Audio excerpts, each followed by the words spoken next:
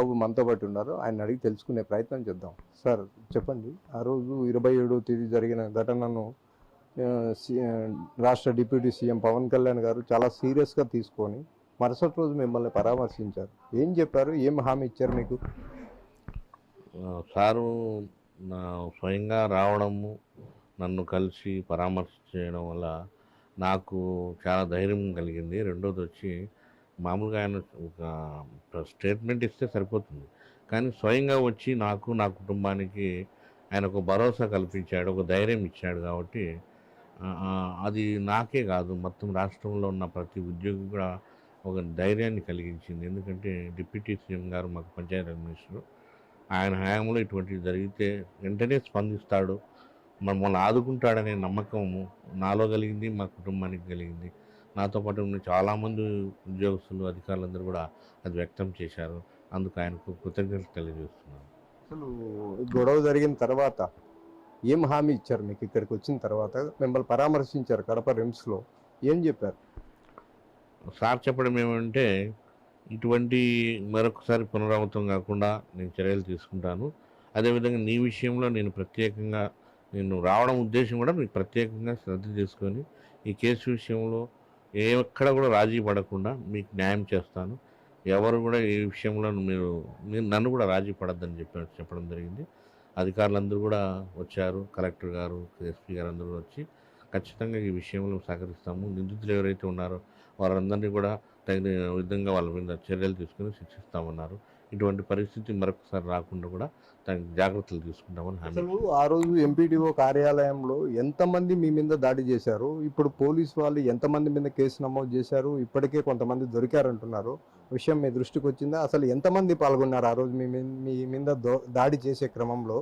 అక్కడ ఎంతమంది వచ్చిండారంటారు? దాదాపు 25 మంది పైనే ఉంటారు. వాళ్ళంతా మధ్యాహ్నం 1 గంట మధ్య వచ్చారు. అందరూ కూడా తాగి ఉండారని నేను అనుకుంటున్నాను. ఎందుకంటే మనం చెప్పే మాట వాళ్ళు ఏమి వినడం లేదు. దురుసుగా లోపలికి వాకిలు చూసుకుని వచ్చి మాకు కీ ఇవ్వ అని చెప్పేసి ఇష్టం వచ్చిన మాటలు మాట్లాడుతూ, తిడుతూ, దూషిస్తూ, కులం పేరుతో మాట్లాడుతూ, చెప్పలేను అనుకోండి, అలాంటి చెడ్డ మాటలు మాట్లాడుతూ మొదట సుదర్శన్ రెడ్డి వచ్చి నా మీద చెప్పు కాలుతో ముందు తన్నాడు. ఆయన తర్వాత ఆయనతో పాటు ఉన్న వాళ్ళందరూ కూడా నన్ను చుట్టుముట్టుకొని తనడము, తొక్కడం, కింద పడేసారు.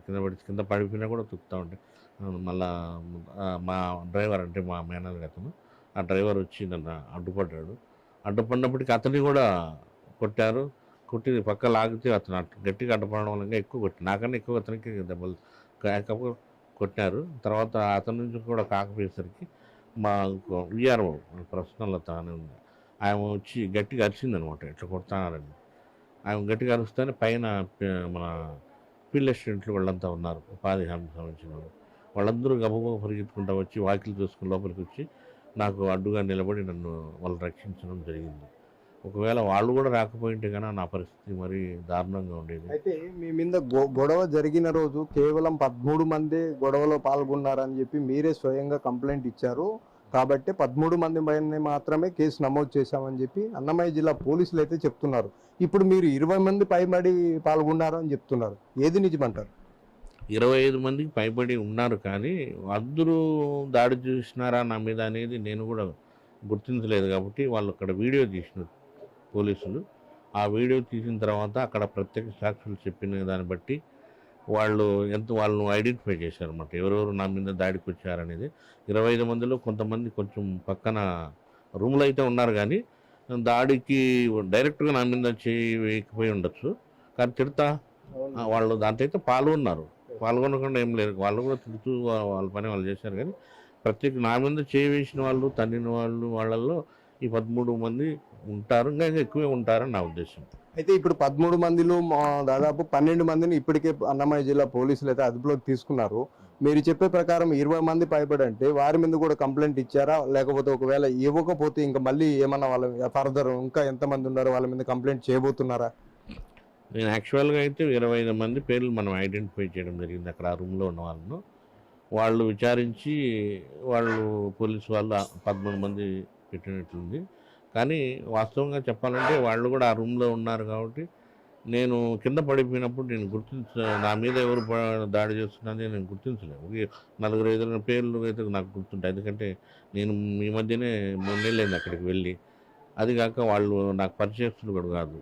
కాబట్టి నేను ఐడెంటిఫై చేయలేను కాబట్టి నా పక్కన ఉన్న వాళ్ళు చూశారు, నన్ను విడిపించిన వాళ్ళు. వాళ్ళు చూసిన దాన్ని బట్టి పోలీసులు రాసుంటారు.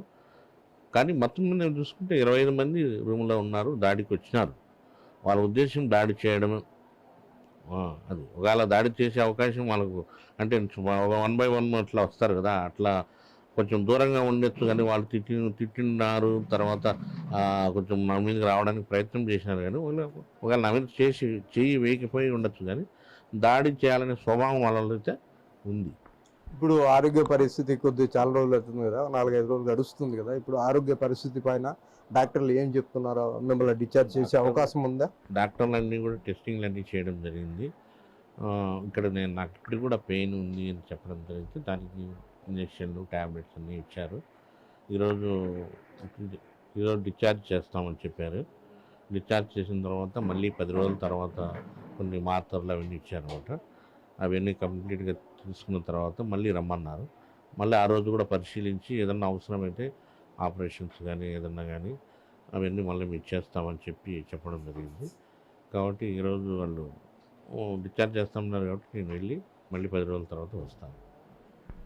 అయితే ఈ నెల 27వ తేదీ గాలివీడు మండలంలో ఎంపీటీఓ కార్యాలయంపై ఎంపీటీఓ జవహర్ బాబుపై దాదాపు 20 మంది పైబడే నా మీద దాడి చేశారు. అయితే కేవలం 13 మంది పైన మాత్రమే కేసు నమోదు చేశారు. మిగతా వారిని కూడా చట్టపరమైన చర్యలు తీసుకోవాలని చెప్పి జవహర్ బాబు చెప్తున్నారు. కెమెరా పర్సన్ సుదర్శన్తో మధు, బిగ్ టీవీ, కడప రిమ్స్ ఎమర్జెన్సీ వార్డు నుండి.